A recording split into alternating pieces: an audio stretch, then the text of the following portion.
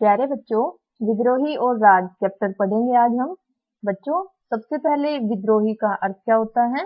बगावत करने वाला। बगावत किसके खिलाफ? राज के खिलाफ। राज किसका है? औपनिवेशिक शक्ति है बच्चों, ब्रिटिश ईस्ट इंडिया कंपनी। एक चीज आपको यह याद रखनी है कि 1857 की क्रांति के बाद भारत का शासन सीधे इंग्लैंड की महारानी विक्टोरिया के हाथ में चला गया था। इससे पहले भारत में ब्रिटिश ईस्ट इंडिया कंपनी का शासन था बच्चों। तो आज जब हम बात कर रहे हैं बगावत की, तो ब्रिटिश ईस्ट इंडिया कंपनी के खिलाफ वह बगावत था।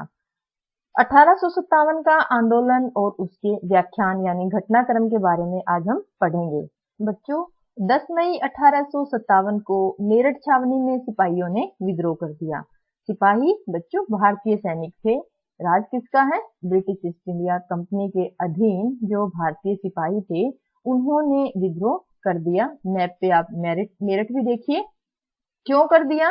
देखिए बच्चों, तात्कालिक जो कारण है 1857 के विद्रोह का, वह है गाय और सूअर की चर्बी से लिपटे कारतूस। देखिए बच्चों, यह जो कारतूस है, चर्बी वाला कारतूस, इसे राइफल में भरने से पहले मुंह से छीलना पड़ता था।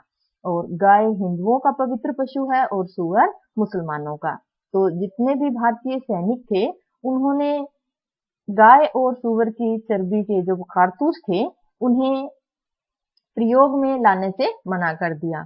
इसकी शुरुआत बच्चों फरवरी 1857 में मंगल पांडे ने कर दी थी, जब उन्होंने चर्बी लगे हुए कारतूसों का इस्तेमाल करने से मना कर दिया और 29 मार्च 1857 को एक अंग्रेज अफसर की हत्या कर दी। और 8 अप्रैल 1857 को मंगल पांडे को फांसी दे दी जाती है। तो इस वजह से भारतीय सैनिकों में रोष पैदा हुआ मंगल पांडे की फांसी के बाद। और यह रोष शहर और देहात के लोगों में भी फैल गया। अब वे सिपाहियों के साथ जुड़ते चले गए। कैसे? सबसे पहले शस्त्रागार पर कब्जा कर लिया गया। बच्चों, ईस्ट इंडिया कंपनी के अधीन जो हथियार थे, शस्त्रागार का अर्थ है हथियार रखने वाली जगह, इस पर कब्जा कर लिया गया विद्रोहियों द्वारा।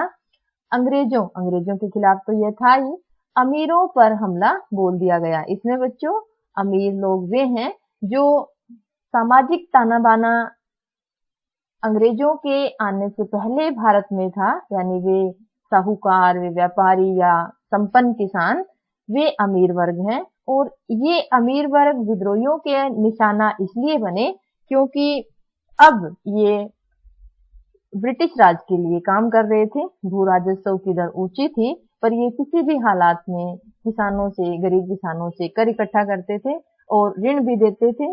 तो आम जो गरीब किसान या मजदूर था वो कर्ज में डूबा हुआ था। तो इसीलिए इस विद्रोह में शामिल होकर उन्होंने अपना गुस्सा अंग्रेजों पर भी निकाला और अमीरों पर भी। सरकारी इमारतों को लूट लिया गया। सरकारी इमारतों में कौन कौन सी इमारतें बच्चों? सरकारी खजाने, टेलीग्राफ दफ्तर, रिकॉर्ड रूम, बंगले, सारी इमारतें जो हैं लूट ली गई। और दिल्ली को जोड़ने वाली जो टेलीग्राफ लाइन है वो काट दी गई, यानी संचार का जो माध्यम था वो खत्म कर दिया गया। सिपाहियों का एक जत्था, अब जो विद्रोह चल रहा है, विद्रोह की शुरुआत हो चुकी है, तो बच्चों सिपाही जो है दिल्ली की ओर चल पड़े। दिल्ली की ओर क्यों? क्योंकि बच्चों वे बहादुर शाह जफर द्वितीय को अपना नेता चुनना चाहते थे। इसीलिए 11 मई 1857 को सिपाहियों का जत्था लाल किला पहुंचा। बहादुर शाह जफर द्वितीय बच्चों मुगल शासक थे, अंतिम मुगल शासक थे। शुरू में ऐसा नहीं है कि बहादुर शाह जफर एक बार कहते ही विद्रोहियों के नेता बन जाते हैं। काफी मशक्कत करनी पड़ी विद्रोहियों को, और सिपाहियों से घिरे बहादुर शाह जफर के पास उनकी बात मानने के अलावा कोई चारा नहीं था। और इस तरह से इस विद्रोह को वैधता भी मिल जाती है, क्योंकि अब उसे मुगल शासक बहादुर शाह जफर द्वितीय के नाम पर चलाया जा रहा था। अब जैसे ही यह खबर गंगा घाटी और दिल्ली के पश्चिम छावनियों में पहुंची कि बहादुर शाह जफर ने विद्रोहियों को अपना समर्थन दे दिया है, तो इन छावनियों में विद्रोह के जो स्वर हैं वो तेज हो गए। बच्चों, हालात ऐसे हो गए कि अंग्रेजों, या फिरंगी भी बोलते हैं बच्चों, फिरंगी फारसी भाषा का शब्द है जो शायद फ्रैंक, जिससे फ्रांस का नाम पड़ा है, से निकला है। इसे उर्दू और हिंदी में पश्चिमी लोगों का मजाक उड़ाने के लिए कहा जाता है। तो हालात ऐसे हो गए कि अंग्रेजों के पास विद्रोहियों को रोकने का कोई रास्ता नहीं था। अंग्रेज अब अपनी जान बचाने में जुटे हुए थे। 1857 की क्रांति, जिसे प्रथम स्वतंत्रता संग्राम भी कहते हैं बच्चों, घटनाक्रम के बारे में हमने पढ़ा। इस विद्रोह को किस तरह से क्रियान्वित किया गया, कैसे कार्य रूप दिया गया, विभिन्न संचार के माध्यमों के द्वारा या दूसरे क्षेत्रों में रहने वाले सैनिकों या लोगों तक संदेश किस तरह पहुंचाए गए और उन्हें विद्रोहियों के साथ जोड़ा गया। साथ ही विद्रोहियों ने अपने नेता किन्हें चुना जो उनका नेतृत्व कर सके। साथ ही हम यह भी पढ़ेंगे कि ऐसी कौन सी अफवाहें या भविष्यवाणियां थी जो विद्रोह का कारण बनी। बच्चों, ये हम अगले वीडियो में पढ़ेंगे। सबसे पहले हम पढ़ेंगे विद्रोह की योजना में संचार का कितना महत्व था। विभिन्न छावनियों के जो सिपाही हैं उनके बीच संचार अच्छा बना हुआ था। देखिए बच्चों, विद्रोह की योजना बनी, उसको कार्य रूप भी दिया गया, तो बिना किसी संचार माध्यम के ऐसा होना संभव नहीं था। और ऐसा विद्रोह की योजना के जो साक्ष्य हैं उनमें सबसे पहले 7वीं अवध इर्रेगुलर कैवलरी, बच्चों ये रेजिमेंट का नाम है, सैनिक टुकड़ी है, और ये 48वीं नेटिव इन्फेंट्री, ये एक अन्य सैनिक टुकड़ी है। अब इन दोनों के बीच में क्या बातचीत हुई, आइए पढ़ते हैं। 7वीं अवध इर्रेगुलर कैवलरी ने लिखा, 48 नेटिव इन्फेंट्री को हमने अपने धर्म की रक्षा के लिए नए कारतूसों का इस्तेमाल करने से इनकार कर दिया है। नए कारतूस कौन से बच्चों? गाय और सुअर की चर्बी लगे कारतूस। और अब हम 48 नेटिव इन्फेंट्री के हुक्म का इंतजार कर रहे हैं। तो यह आपसी बातचीत का एक उदाहरण है। इसी के साथ बच्चों, कैप्टन हियर से एक अंग्रेज अफसर थे और इनकी सुरक्षा का जिम्मा अवध मिलिट्री पुलिस को था। 41 नेटिव इन्फेंट्री ने अवध मिलिट्री पुलिस को यह संदेश भेजा कि या तो आप कैप्टन हियर से को मार दो या उसे गिरफ्तार करके हमें सौंप दो। लेकिन अवध मिलिट्री पुलिस ने दोनों ही दलीलें खारिज कर दी। या ना तो उन्होंने कैप्टन हियर्से को मारा और ना ही 41 नेटिव इन्फेंट्री को सौंपा। तो इस मामले का हल करने के लिए हर रेजिमेंट के देसी अफसरों की एक पंचायत बुलाई गई। अब देसी अफसर कौन है बच्चों? वे भारतीय लोग जो कंपनी में बड़े पदों पर पहुंचे थे। तो आप संचार का माध्यम और एक दूसरे से किस तरह से ये लोग जुड़े हुए थे। मामला क्या हुआ कि अवध मिलिट्री पुलिस और 41 जो नेटिव इन्फेंट्री है, इन दोनों के बीच तनातनी चल रही है कैप्टन हियर्से को लेके। तो मामला सुलझाने के लिए भारतीय अफसरों को बुलाया गया। पंचायत का मतलब है बच्चों की सभा हुई जिसमें इन्हें फैसले लेने थे। इसी के साथ बच्चों, चार्ल्स बॉल ने लिखा है कि ये जो आम सभाएं थी, पंचायतें थी, ये रात को कानपुर सिपाही लाइन में जुटती थी। इसका मतलब ये है कि सामूहिक रूप से कुछ फैसले जरूर लिए जा रहे थे, क्योंकि सिपाही लाइनों में रहते थे और सभी की जीवन शैली एक जैसी थी और वो प्राय सारे एक ही जाति के थे। तो इसलिए इस बात का अंदाजा लगाना मुश्किल नहीं है कि वे इकट्ठा होकर अपने भविष्य के बारे में फैसले ले रहे थे। बच्चों, आपको ये बात ध्यान रखनी है कि ये सिपाही अपने विद्रोह के जो कर्ता धर्ता थे, यानी इस विद्रोह को कार्य रूप देने वाले वे स्वयं थे। हमने संचार के माध्यम पढ़ा। अब पढ़ते हैं नेता और अनुयायी। विभिन्न स्थानों पर विद्रोहियों के नेता कौन कौन बने। सबसे पहले दिल्ली में बहादुर शाह जफर द्वितीय। हमने पीछे भी पढ़ा है बच्चों कि बहादुर शाह जफर द्वितीय के पास कोई विकल्प नहीं रह गया था। जब वे विद्रोहियों के से घिरे हुए थे तो उन्होंने उनका नेता बनना स्वीकार कर लिया। मन से नहीं किया, जबरदस्ती करवाया गया। कानपुर में नाना साहिब जो बाजीराव द्वितीय के उत्तराधिकारी थे बच्चों, और ये विद्रोहियों के नेता इसलिए बने क्योंकि नाना साहिब की पेंशन बंद कर दी गई थी। झांसी से रानी लक्ष्मीबाई।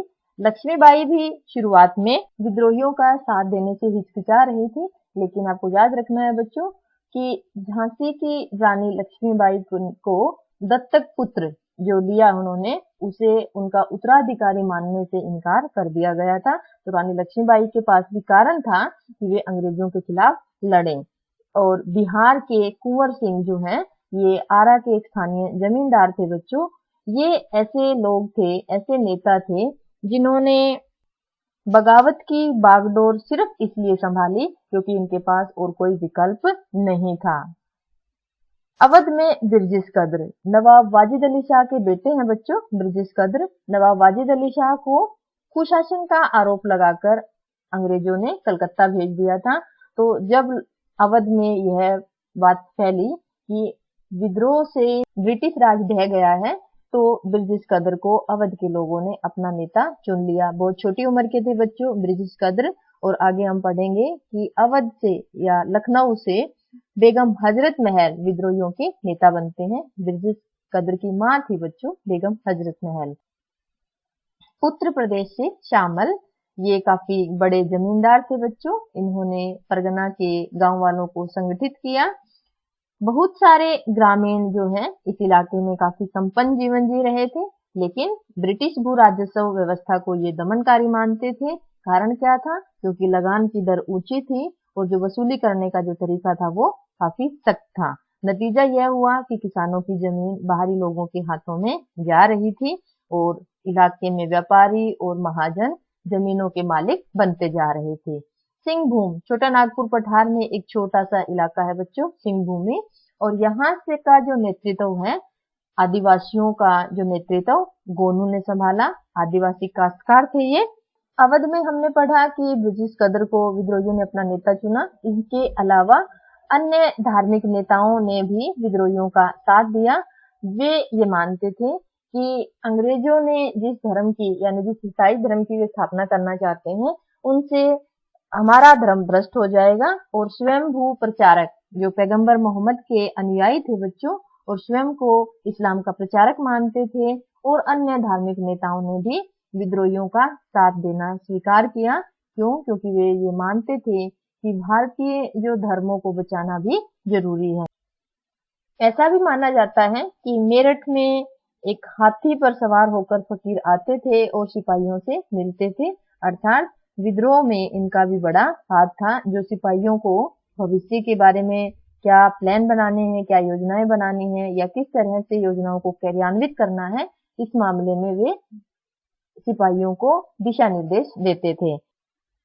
बच्चों, हमने पढ़ा कि अंग्रेजी राज स्थापित होने से पहले भारत में जो नेतृत्व की भूमिका में जो लोग थे, उन्हें नेता चुनने की कोशिश की गई विद्रोहियों द्वारा।